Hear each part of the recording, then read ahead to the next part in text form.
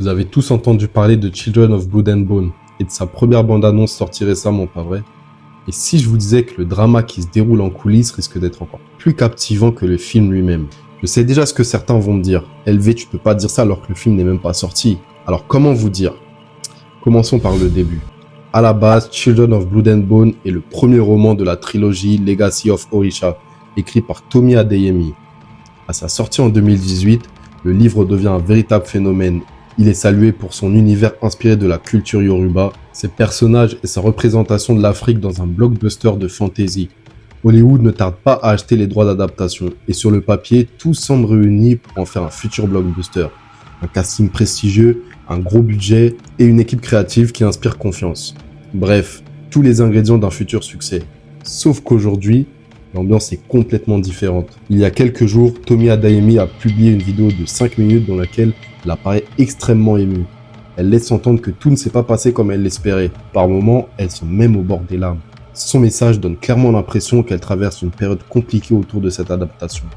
Et c'est là que quelque chose m'a interpellé. Parce qu'il y a 1 an, le discours était complètement différent.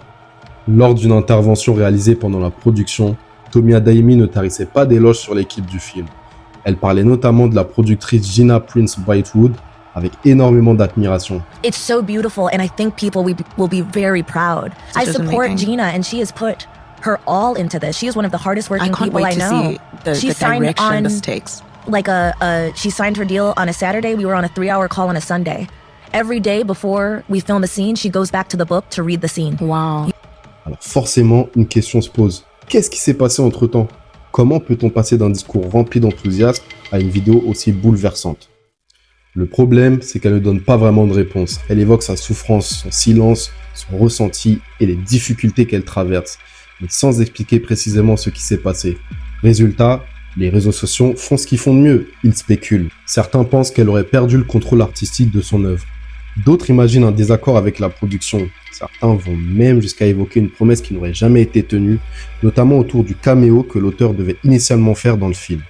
À ce jour, rien ne permet de confirmer que ce soit la véritable raison, mais ce simple silence suffit à alimenter toutes les théories. Ça ne sera d'ailleurs pas la première fois qu'un auteur vit très mal l'adaptation de son œuvre. L'exemple le plus célèbre reste probablement Stephen King. Aujourd'hui, Shining est considéré comme un chef-d'œuvre du cinéma. Mais Stephen King, lui, n'a jamais caché qu'il détestait la version de Stanley Kubrick, estimant qu'elle trahissait complètement le cœur de son roman. Autre exemple plus récent, Rick Riordan. Pendant des années, il a critiqué les films Percy Jackson, allant jusqu'à dire qu'il ne représentait pas son travail. Il a même expliqué publiquement qu'il n'avait pratiquement aucun contrôle sur ses adaptations. Donc le conflit entre un auteur et Hollywood, ce n'est malheureusement pas quelque chose de nouveau. À côté de ça, d'autres critiques existent déjà autour du projet. Certains internautes remettent en question des choix de casting. D'autres critiquent les lieux de tournage ou estiment que l'esthétique ne reflète pas suffisamment les inspirations nigérianes du roman. Là encore, il s'agit surtout de débats de fans. Mais il participe à cette impression générale que le film est entouré d'une atmosphère particulière. Personnellement, je pense que la plus grosse erreur de Tomi Adeyemi est sa stratégie de communication. Si elle souhaite dénoncer un problème, autant le faire clairement. Parce qu'en laissant uniquement entendre qu'il existe un conflit sans donner davantage d'explications, elle nourrit toutes les théories possibles. Et au final, le débat ne porte plus sur le film, il porte sur ce qui s'est passé en coulisses. Maintenant, j'ai envie de vous poser une question. Et vous, à votre avis, jusqu'où l'auteur devrait-il pouvoir contrôler l'adaptation de son œuvre? Est-ce qu'une fois les droits vendus, il faut accepter la vision du réalisateur ou au contraire, l'auteur devrait toujours avoir le dernier mot?